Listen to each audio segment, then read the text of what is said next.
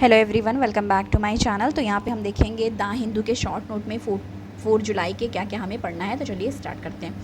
पहला इकोनॉमी से रिलेटेड है ग्रीडफ्लेशन। तो ये क्या है, इसके बारे में थोड़ा सा हम जानेंगे। इसमें है ग्रीडफ्लेशन रिफर्स टू, ग्रीडफ्लेशन किससे रिफर करता है? Price inflation caused by corporate grid.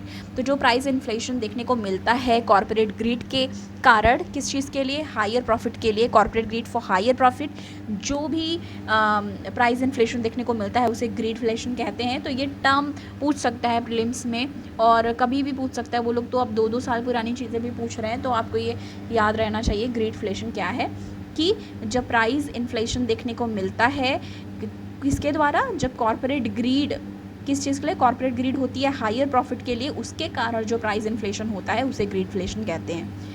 Idea of greedflation argue that the corporate profit margin have risen significantly since pandemic, even though larger economy struggled and contributed to high inflation. Climate risk amplification क्या है? Amplification is what happen when certain climate related factor and event interact with each other. अब ये term याद रखना है, amplification use हुआ है term, तो ये देखेंगे कि इसमें क्या कहा जा रहा है। तो जो ये टर्म है एम्प्लीफिकेशन, ठीक है, एम्प्लीफिकेशन टर्म, इसमें कहा जा रहा है amplification is what happened when. कब होता है ये हैपन होता है जब सर्टन क्लाइमेट रिलेटेड फैक्टर, मतलब कुछ climate related factor and events interact करते हैं एक दूसरे के साथ। तो climate related factor and event जो होते हैं जब इंटरैक्ट करते हैं, when certain climate related factor and event जो इंटरैक्ट करते हैं एक दूसरे के साथ, तो उस केसेस में क्या होता है? एम्प्लीफिकेशन अकर होता है। एम्प्लीफिकेशन तब होता है, तो फिर से एक बार बता देती हूँ कि एम्प्लीफिकेशन कब होता है।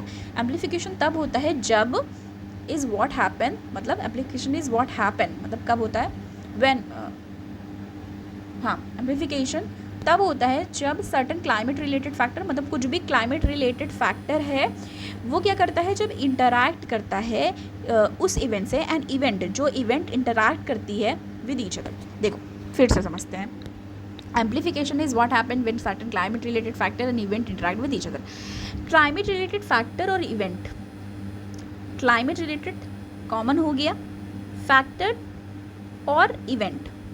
देखो क्लाइमेट इवेंट होती है और कौन से फैक्टर की वजह से होती है, दोनों ही जब इंटरैक्ट करते हैं उस समय जो कंडीशन बनती है उसे एम्प्लीफिकेशन कहते हैं। या फिर ये कह लो ये हैपन होता है एट द सेम टाइम, कब? intensifying and exacerbating the overall risk and consequence associated with the climate change.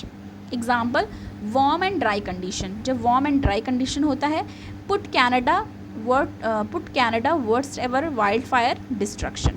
तो warm and dry condition देखी गई, जिसकी वजह से जो कनाडा है वहाँ पे क्या हुआ?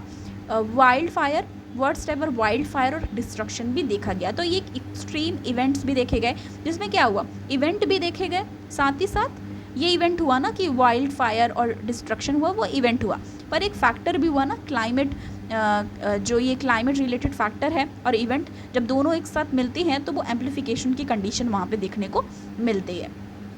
Excessive heat and drought, excessive heat हो रहा है मतलब हीट वेव की प्रॉब्लम देखने को मिल रही है, ठीक है, हीट वेव हो रहे हैं, और सूखे की प्रॉब्लम हो रही है, ठीक है, डॉट, हीट, ये सब प्रॉब्लम हो रही है। एक्सेसिव, ये लाइन याद रखनी, excessive, expected to put more than 90% of the world population at risk, उसकी वजह से 90% जो पॉपुलेशन है वो रिस्क में आ जाती है। एम्प्लीफिकेशन कैन अकर, एम्प्लीफिकेशन होता है as a result of El Nino, मतलब किन किन वजह से एम्प्लीफिकेशन देखने को हमें मिल सकता है, जिसमें एक है अल नीनो, दूसरा है hot days and dry monsoon and ocean heat occurring together. तो ये एक रीजन्स है। इन्वायरमेंट देखेंगे, ग्लोबल स्टॉक टेक की बात करो, global stock take of Paris agreement is a process, ये प्रोसेस है for taking stock of the implementation of Paris agreement. Aim क्या है इसका? Assess to world collective progress toward achieving the process, तो achieve करना जो भी पर्पज़ है उसको, पर्पज़ है ये, ठीक है, access to world collective progress toward achieving purpose of agreement and its long term goal, जो कि आर्टिकल 14 में है।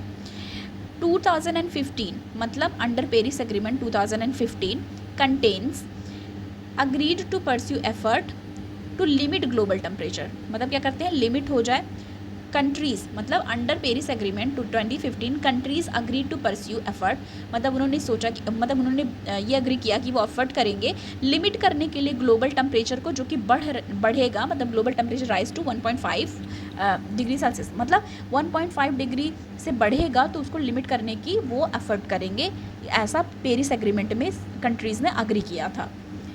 बोन कॉन्फ्रेंस क्या है? Overweening emphasis on the restricting global overall temperature below 1.5 degree. तो उसमें भी क्या कहा गया है, रिस्ट्रिक्ट करना जो ग्लोबल एवरेज टेम्परेचर है कि वो बिलो ही रहे, हाई ना हो।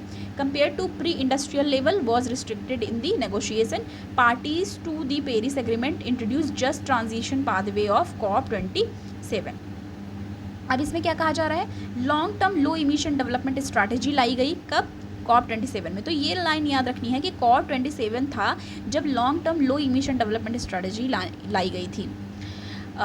ओके, एंड टारगेट क्या रखा गया है, नेट जीरो इमिशन 2070। तो याद रखना है नेट जीरो इमिशन कब तक लाने की बात कही गई है, 2070 तक।